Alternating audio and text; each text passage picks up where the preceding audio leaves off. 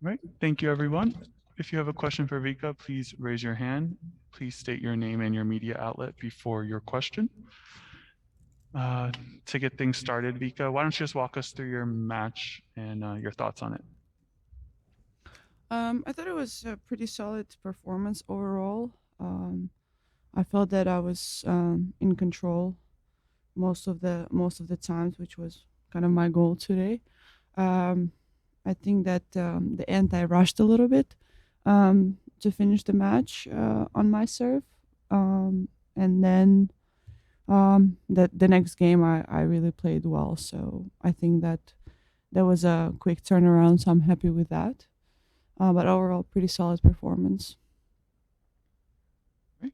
Go ahead, Karen. Hi, Vika. Karen Hill from Women's Tennis Blog. Congratulations today, moving on to face Jesse Pagula. Today, you really played the big moments very well, held up with your second serve as well, and your return game. So, given where you are and where you've been in, coming back over the last several years, how confident are you with your level with respect to having won this event in the past? Honestly, I don't think that any kind of past victories does have any impact on it. The only way I can see um, as benefit is the experience that you kind of build from there. But I'm especially like this last couple weeks, a month, I'm working more of kind of changing a bit my game, adding a little bit new things. So that is something that kind of doesn't help me to look back and and kind of rely on those previous years. So I don't really think about that much. All right. We'll go to Craig. Craig Gabriel here in Indian Wells. You're saying you're trying out new things. How long does it, what are some of those new things, and how long does it take for you to get fully comfortable with changes that you might make in your game normally? I don't think that there is an answer. I wish there was one that you can say, okay, it's gonna take me this amount of time. I think every time. I think that it really takes as much time as it will take. Um, and the more I will think, how long is it going to take me? I think that the longer the process is going to go on. So right now, I'm just focusing on one match at a time. I think it takes a while it took a while for me to understand that maybe I need to implement some new changes in my game because I've been, pretty successful with with my game over the years. But I'm trying to be a little bit more aggressive. The game is faster. There's not that many rallies, so trying to use that into my advantage as well. Do you think that maybe you got a bit complacent where you went for the same thing for such an extended period? I'm not saying like you didn't want to learn anything more or anything like that, but that you just felt you were quite satisfied with where your game was. Well, I don't necessarily would say it's satisfying. It's um, kind of looking at my ratio of winning is pretty high. So when something works as a percentage, if you look at the data, it's kind of hard to be like, okay, well, no, maybe I need to change my game, even though when most of the times that does work. So it's not necessarily about being complacent. It's more about, do I want uh, to change those, kind of 10% where I need a little bit extra. So I think it takes a certain understanding. And, when I think when you are successful and you've been to the highest of the top, sometimes the ego is a bit hard to over talk. So I think it's just for me. I feel like it's just a natural process that of awareness that comes together. All right. Next up, Courtney. Vika. Courtney Nguyen, WTA Insider. Congrats on the win. Thank you. And speaking of just how your game has developed over time, Sasnovich, after her last match, when she was asked about you, kind of talked quite a bit about your tactical acuity. She highlighted that as being something like when she has to go play a player, she said she'll pull up the video of you playing that player because your tactical game plans are always on point.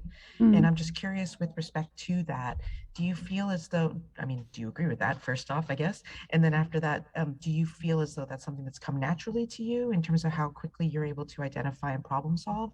Or is that something that has evolved? How much was coaching, had to deal with that? If you could just kind of talk about that. Yeah. Well, that's really nice of her to say. I'm honored to hear that, and especially with somebody from my country is kind of looking up to me. It's really awesome and makes me feel good.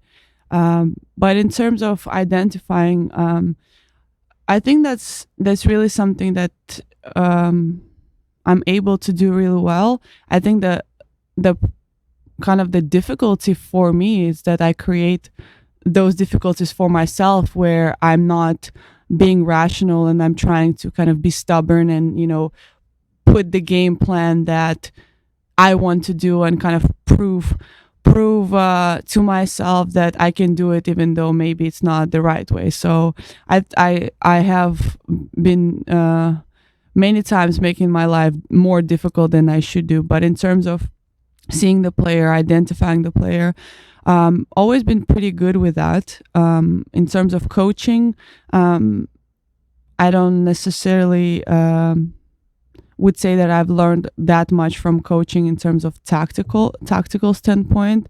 But yeah, I watched a lot of tennis before, and I think it does, in a way, comes natural to me to see what they are. But one thing is analyzing that, and the second thing is actually doing it. So those two things that where, when they come together, that's a skill. Right. We'll Thank go you. over to Bill, followed by Karen.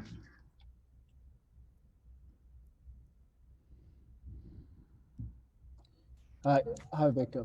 Hi. You've been talking about tactics, and you face so many great players in our era. In terms of the decision makers out there, the people who make great decisions, who would you say are the great decision makers that you have faced, and how can you work on that skill? That's a good question. Decision makers.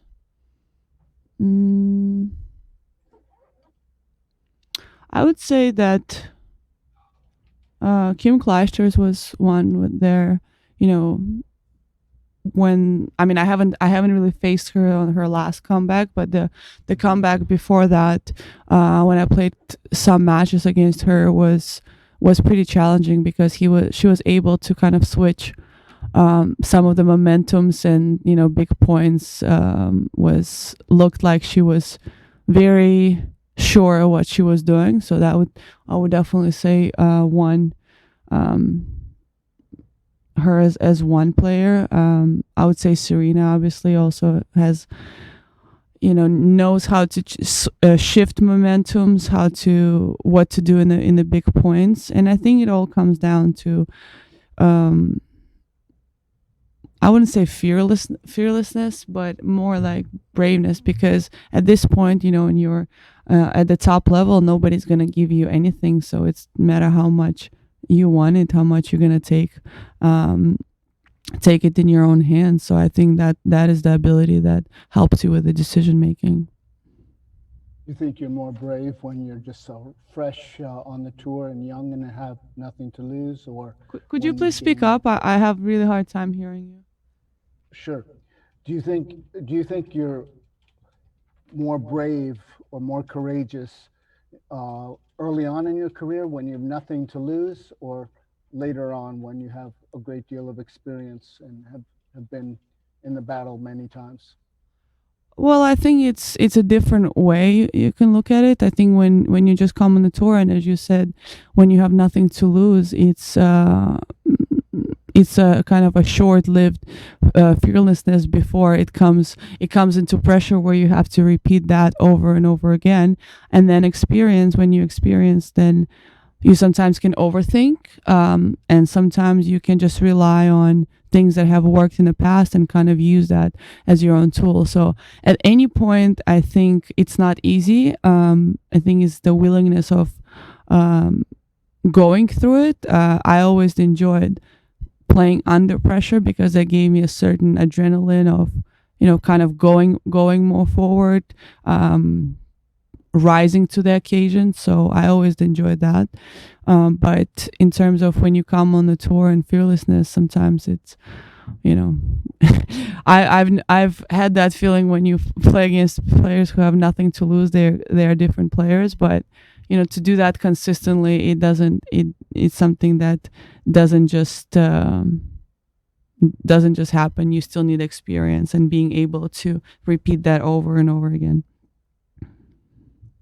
Go ahead, Karen. Final question, please. Sure. So going back on the subject of change, you are a strong woman. We've got a great team with you as well.